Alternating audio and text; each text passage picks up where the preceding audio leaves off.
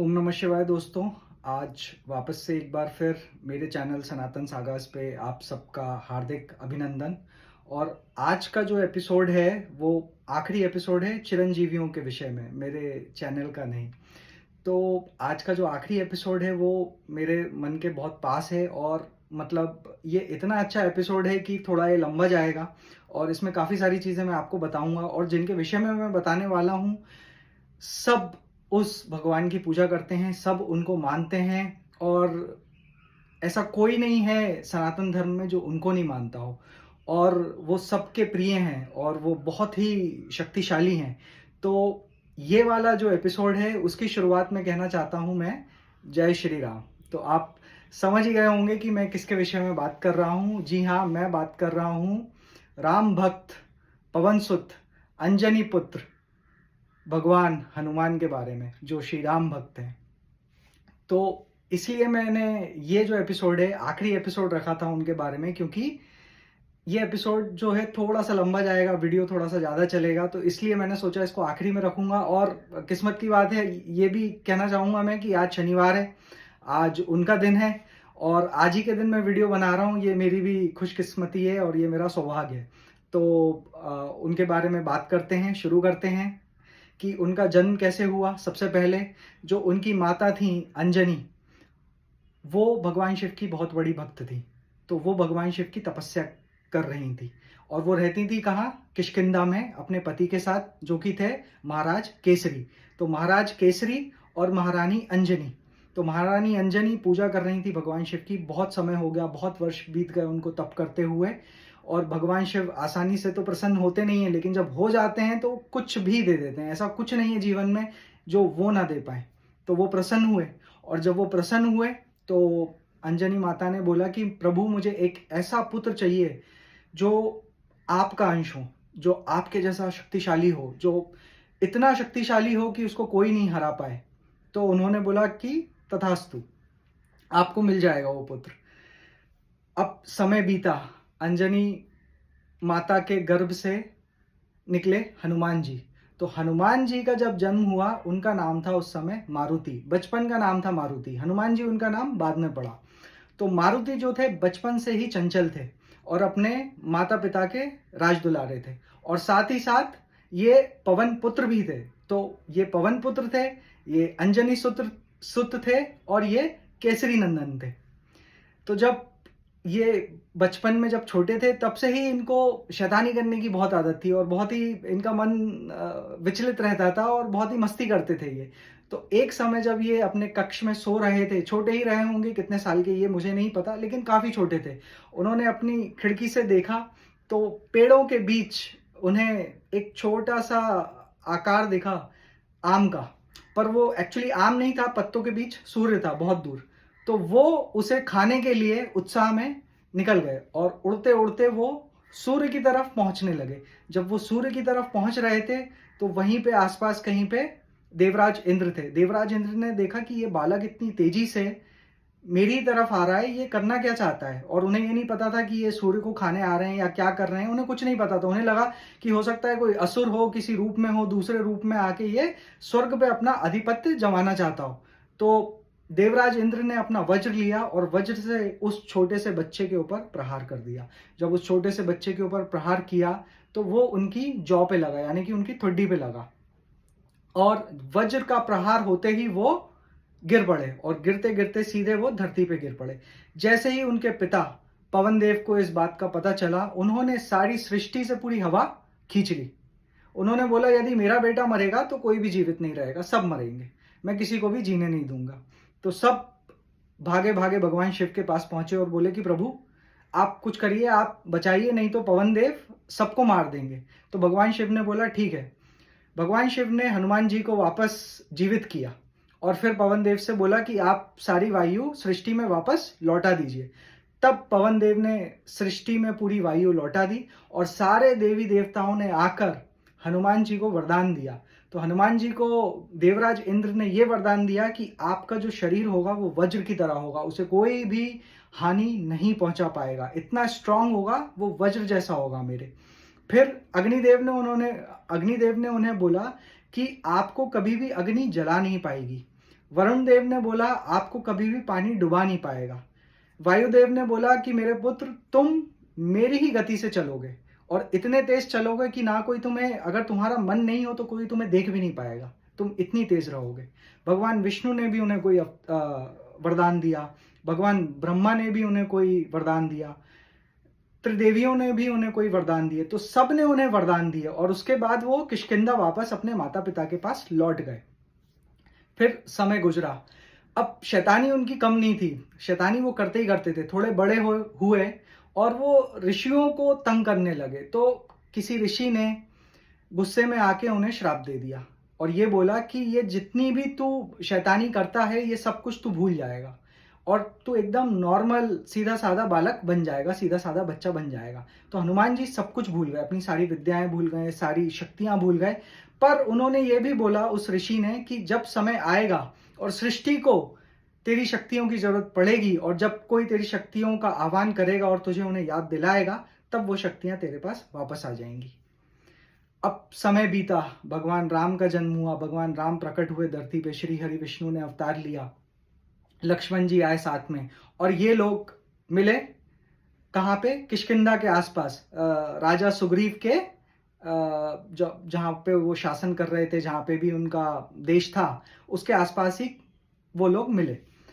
मिलने के बाद इनमें दोस्ती हुई और फिर सबको पता ही है कि भगवान हनुमान की क्या भूमिका थी रामायण में, तो मैं बहुत ज़्यादा उस तरफ नहीं जाऊंगा। मैं बहुत सारी चीज़ें उस समय इस बारे में आपको बताऊंगा नहीं कि क्या क्या उन्होंने किया, क्योंकि ये सब तो ज़्यादातर आपको पता ही होगा। मैं वो चीज़ें बताऊंगा जो आपको नहीं पता थी या फिर शायद नहीं पता होंगी।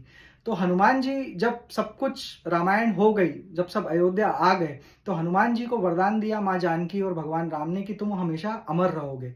और माँ जानकी ने बोला कि जब तक प्रभु श्री राम का नाम रहेगा तब तक हनुमान तुम पृथ्वी पर रहोगे।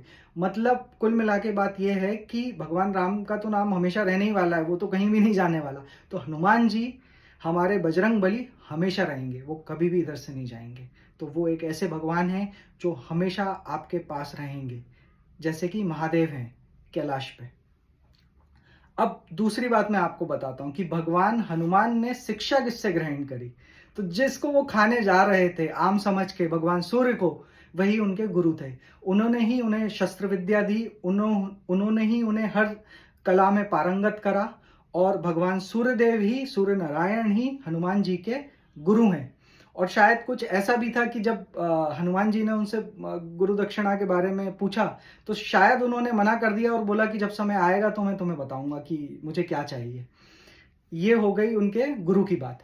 अब एक बहुत अच्छी बात मैं उनके विषय में आपको बताता हूं कि जब भगवान विष्णु को अपने उनका जो साधन था गरुण, उसको सबक सिखाना था, क्योंकि उसको क्या बहुत ईगो हो गया था। तो उसको जब सबक सिखाना था तो उन्होंने हनुमान जी की ही सहायता ली भगवान विष्णु ने, और गरुण को बोला कि तुम हनुमान जी को जाके बोलो कि श्री राम तुम्हें याद कर रहे हैं और तुरंत बता के मुझे आ जाना और ज़्यादा समय मत लगाना। तो गरुण गए, हनुमान जी को प्रणाम किया और बोला कि हनुमान जी आपको श्री राम ने याद किया है।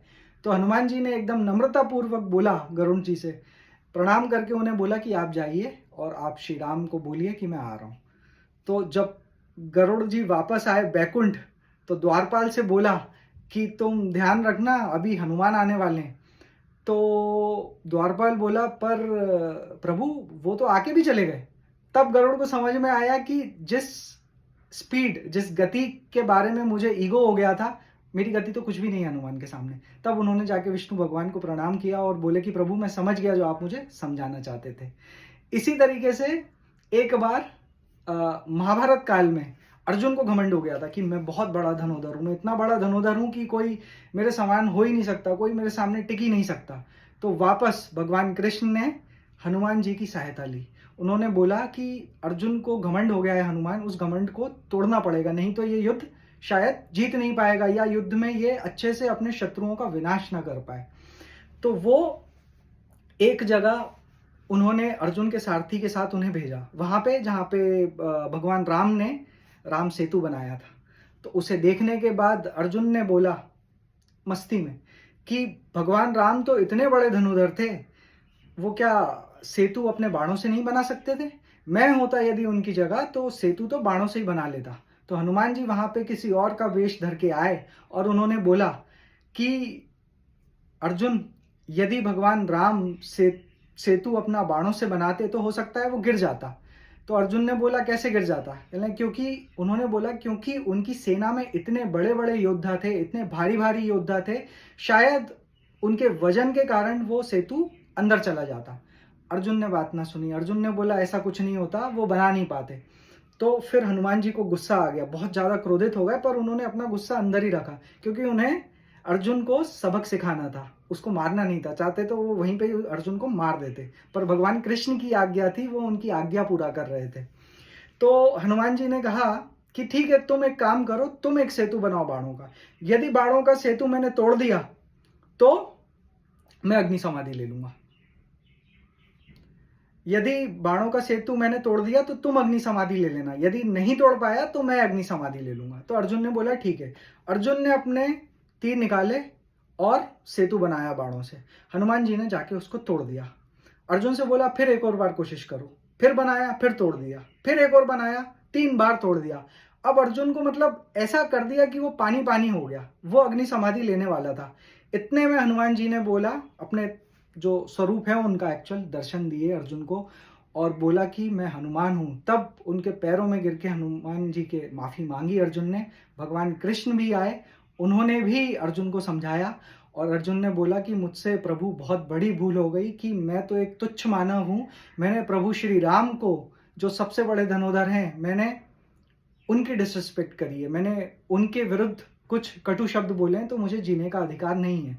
तो भगवान कृष्ण ने बोला कि अर्जुन, तुमने पश्चाताप कर लिया है और मैं इस पश्चाताप से खुश हूं। जो भी भगवान राम को तुमने बोला उनसे माफी मांग लो और हनुमान ने भी तुम्हें माफ कर दिया है। पर अपना धर्म करो, अपना कर्म करो, कभी भी अपना जो ईगो है, अपना अननेसेसरी ईगो कभी भी लेके मत आना। तो ये लेसन उन्होंने अर्जुन को दिया। अब एक लेसन महाभारत काल में उन्होंने भीम को भी दिया, वो भी भगवान कृष्ण के कहने पे।